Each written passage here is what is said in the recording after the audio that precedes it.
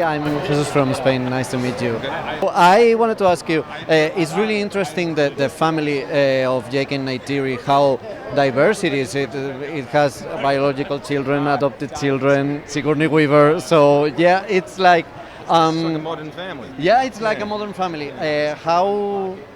Why do you think it's important to show, even in a world like Pandora, that The whole point of this movie is about protection of family. That's what it is. And whether the family is intimate or whether it's the family that you choose in your life. I think we've realised with COVID how important it is. Yeah. And so, and that's basically, that's what enriches our time on this planet. And it's worth fighting for. And that's the theme of the movie. and how has the franchise evolved in these years on a storytelling basis? It's like time never passed, or do you feel like it's 12 years have passed in the story. They've now got kids. Jake's immersed in the culture.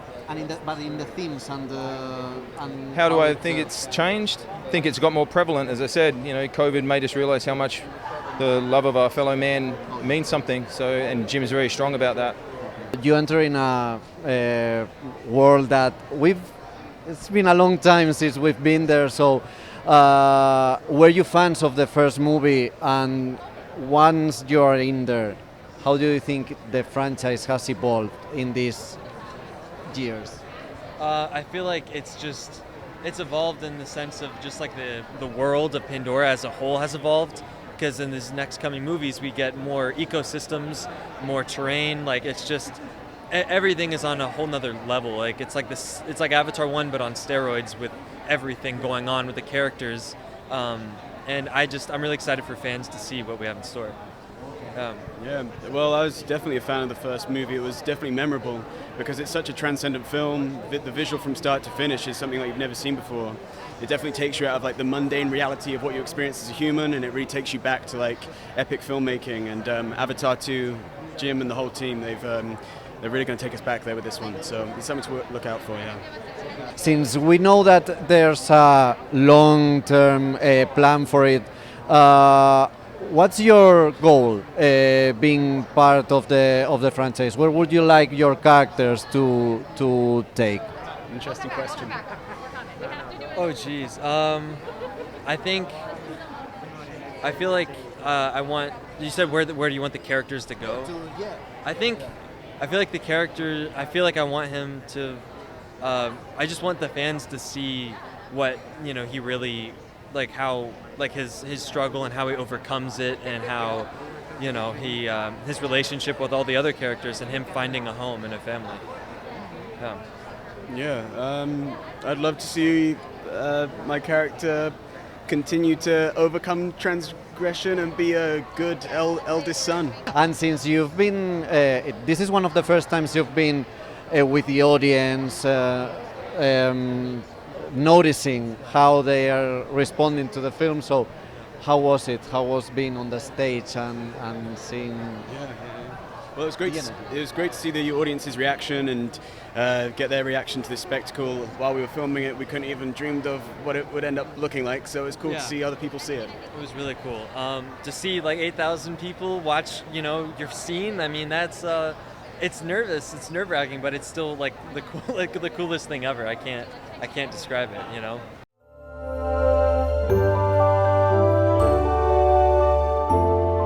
Why would you think it's the perfect time to bring back Willow and this fantasy world that's so full of heart and it's so cozy? Yeah, I mean, I think people love escapism, don't they? Especially in the world we live in today. I think that was what theatre and movies were designed for, was really allowing us to go in and forget the outside world and explore somewhere brand new. And the world of Willow, as you say, is such a warm kind of place. But then again, in the series, it's probably not quite as warm as we remember it, which is one of the problems that has to be solved. The world of the show has expanded. We get more creatures. We get new effects because of the time. How is the show keeping the style that make the movie a classic, but still nowadays? Well, I mean, we filmed in Wales, in the UK, so that was That's a familiar environment that you'll recognise. The countryside looks very similar. And obviously new characters are introduced. I'm in it, so that's the constant. A lot of magic in it. And also the humour that made the film so unique is very much in the series. Well, it's interesting. It's really there's a certain sound to what George created in both in Willow and in Indiana Jones and in Star Wars that has a irreverence and a looseness and a real energy to it that you sort of strive to capture even in moments, little bits and pieces of that, and the feeling of bounciness that he brought to all the stories he told.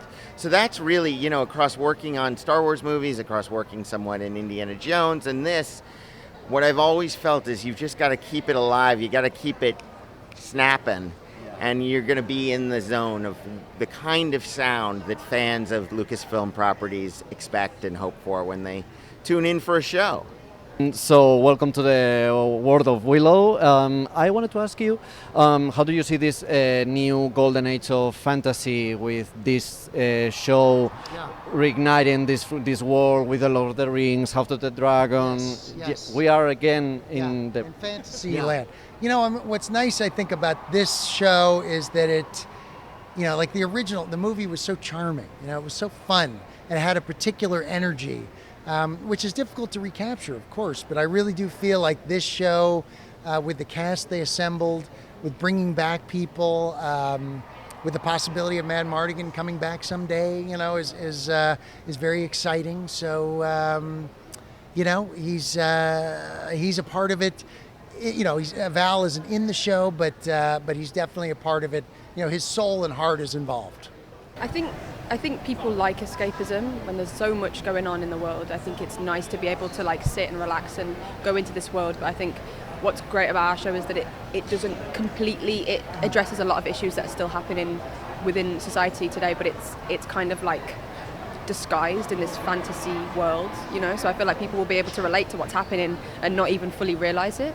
What can we expect about you in this? I think hopefully, you know, you can expect some fun. There were a lot of organic things that happened while we were filming that I think made it into the show that I'm really happy about. I think you just expect to have a good time. Can we expect another returns besides the ones that we've seen? Absolutely. Yeah. There's every character.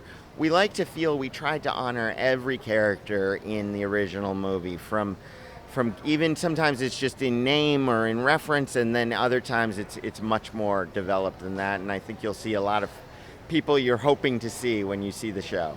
What can you tell me about the new characters, the new wins? Amazing. Some of them are second generation in our Willow show, so some of them are the children of characters from the original movie.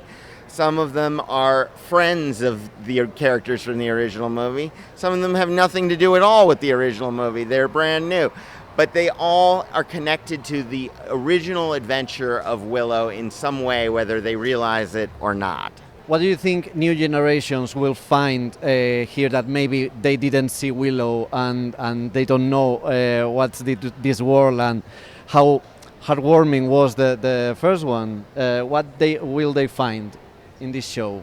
It stands alone, but it's obviously better if you watch the original. Yeah. But it stands alone and it's its own story, and it's a continuation, and It's informative as well. Like you will get the gist of what happened in the movie, even if you haven't seen it, based on what happens in our series. Oh yeah. It definitely pays tribute to the original and to the legend and the icon that is the original. But it also, like, as someone who hadn't seen it before, I mean, I watched it obviously when we booked the job, but as someone who didn't watch it, when I was reading the scripts, it was still so captivating and still so.